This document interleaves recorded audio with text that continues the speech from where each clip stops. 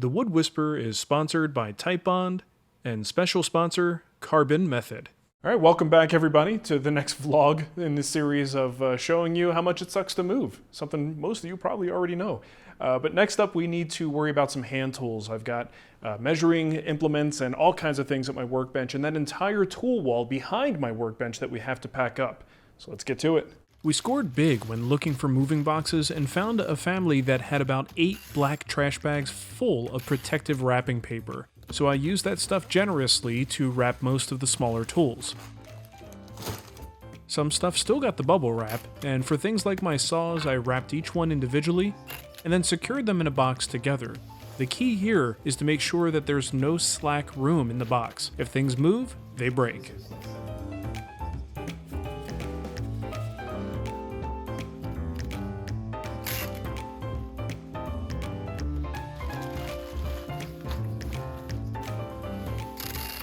Straight edges were just stretch wrapped together in bundles. From there, it was just a matter of taking down all of my custom hangers, decorations, toys, and the TV. Because the wall isn't painted behind the T111 panels, and I'd have to make some adjustments to the electrical, I opted to keep the panels in place.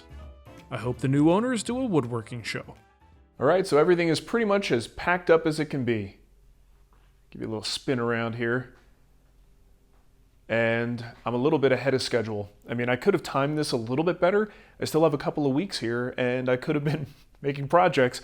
But when it comes to a move like this, I have so much to be concerned about in the house too, just regular family stuff, that I was afraid to leave this stuff till the last minute and then wind up scrambling in the end. So I'd rather be ahead of schedule than behind, but ultimately I'm a little too far ahead of schedule. The last thing I need to do in here before the move itself is to treat some of the cast iron for rust. The thing is, I'm moving to an area that's got humidity, and I've never been a woodworker in a humid environment. I've certainly lived in one, but I've never actually been a woodworker in one, which means these tools, who knows when I'm going to be able to get to them again and get them plugged in. They're going to go to Missouri and experience that humidity, and that could mean a lot of rust. So I'm going to treat them, and I'm going to try to make sure that I don't have any rust problems. So the big question is what product to use. Now, of course, there's a whole slew of rust preventative products on the market, but when I was on a Facebook group, a SawStop group, in fact, I saw a new product. Someone had used this and said it was pretty good. It's called Carbon Method, and I looked into it. It's almost too good to be true, and I was very, very curious. So think of it this way. Maybe in the future we'll dig into the chemistry on this a little bit more, but think of it like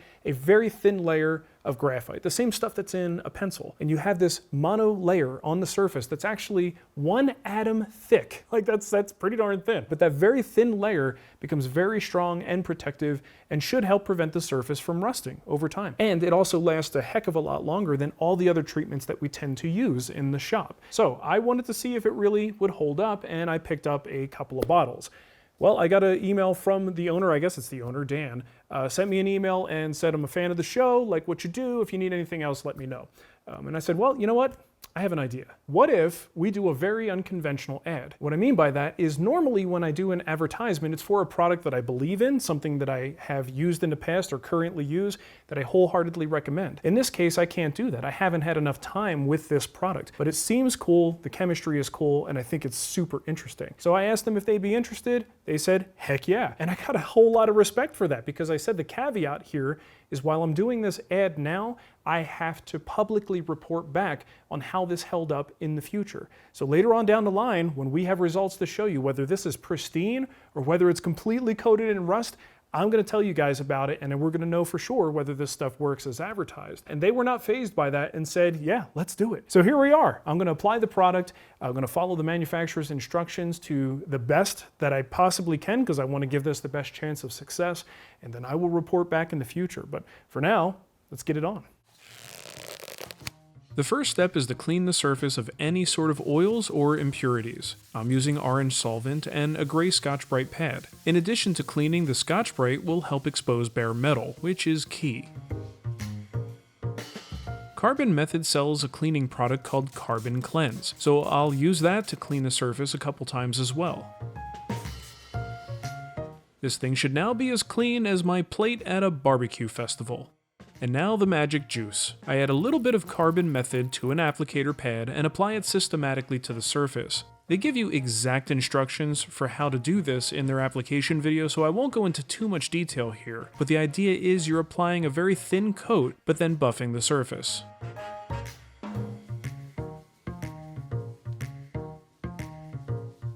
The application process is then repeated at least one more time, but I went for a total of 3 coats. I really want to give this stuff the best chance of success. The last step is to apply their optional Carbon Glide product. As the name implies, this stuff will leave the surface nice and slick and ready for work. It also has the additional benefit of further protecting the carbon coat and extending the time between reapplications. So now the table saw is completely coated with Carbon Method as per the manufacturer's instructions, and we wait. But the problem is I'm not totally comfortable with that being the end of the story. I don't know what conditions exactly these tools are going to be stored in. I don't know the fate of my future shop. I'm not even sure what I'm going to be doing and how soon I'll be using these tools again. It just feels like a little bit too open-ended, and I need some kind of a concrete test to make me feel good about telling you guys about this product. So here's what I'm going to do. I'm going to get a little help from my friend Peppa here, and I've got a wet washcloth, and you can see it is wet. Plenty of water in there. I'm going to fold this up and I'm going to place it on the table saw surface. Now, I did this in the past, not with a washcloth, but I put a couple of drops on my table saw in an area that was how I left it, how it usually is in my shop, which is, maybe a little bit of paste wax on the surface. And then I put another section where I added fresh paste wax. And both of those water droplets absolutely ended up rusting the surface. So I just cleaned it up and now I've got a couple little tattoos there, totally fine. So if this works better than at least that paste wax, I will feel more confident saying, this is probably something you should check out, but the long-term longevity of the surface is what's still in question. So I'm going to take Peppa Pig here, drop her in the most inconspicuous spot here in the upper corner, and then wait a few hours and see what happens. You know what? Let's really make this a good test, because I did wring out some of that water. Okay, now we wait. All right, I got to tell you guys, I'm a little bit nervous. Oh my gosh. All right, that's impressive. There's a little bit of staining here, almost like there was an old rust stain, so you can see there was a little bit of penetration, but no active rust. So that's impressive. Now the interesting thing is I only intended on leaving that for a couple of hours, but I got busy, had to take the kids someplace. That was on there for 4 hours. And there's no active rust on the surface. So that is pretty impressive. I really do want to see longevity, how long the surface can last, especially under usage. But this gives me the confidence to make me feel like I'm doing the right thing in terms of letting you guys know about this product. This is a promising start, but it is just a start. So again, I will report back in the future how it holds up, but I'm impressed so far in that little area. I think that water exposure, there's a real good chance I probably did pull some of the protection off of the surface. I probably want to retreat that before I send my tools away. But this gives me the confidence that if I do this on the rest of my tools, I should be in pretty good shape. But again, I will report back. I couldn't resist doing one more test just to kind of show you. This is about 45 minutes of the washcloth being on my infeed table. Now this infeed table has received wax just to keep it nice and slick, but nothing beyond that in terms of rust preventative. So, just to be fair, I'm kind of scared. Ugh! Well, now I gotta fix that. All right, so it's been a little while since I've done a real estate update. Thankfully, I do have some good news on that front. This house closed. That was a couple weeks ago now, and just a couple days ago, the Missouri house closed. So at least domestically speaking, we're secure. We're moving from one house into another house.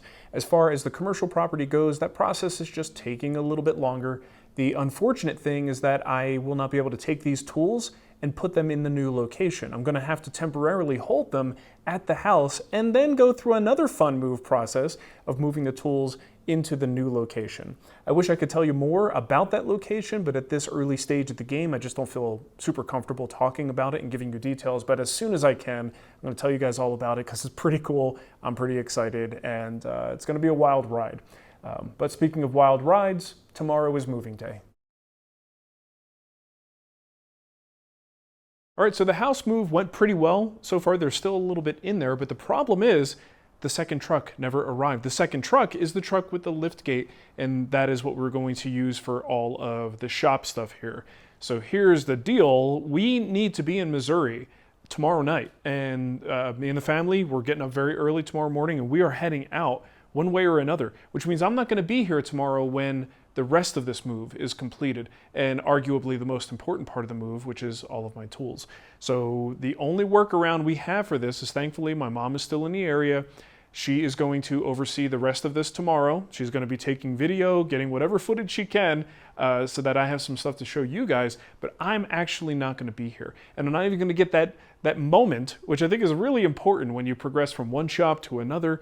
You put a lot of time and effort into a shop space, and leaving it can be a little bit emotional. And I think it's important to have that experience, and I'm not going to be able to do that in here. That is, stand in here when everything is empty, think about all the things that I've made in here and the memories that I have in here before I move on to something else. So I guess I'll do it now and just pretend everything is gone. But it's really disturbing because there's one of these in my space now. It shouldn't be in here. What the heck's going on? Ugh. Okay, so my mom was running around trying to keep tabs on everything, so I'm lucky she got any footage at all. So thanks for doing this, Mom. And as you can see, the lift gate is absolutely essential for big tools. Make sure you request one if you've got some big stuff to move.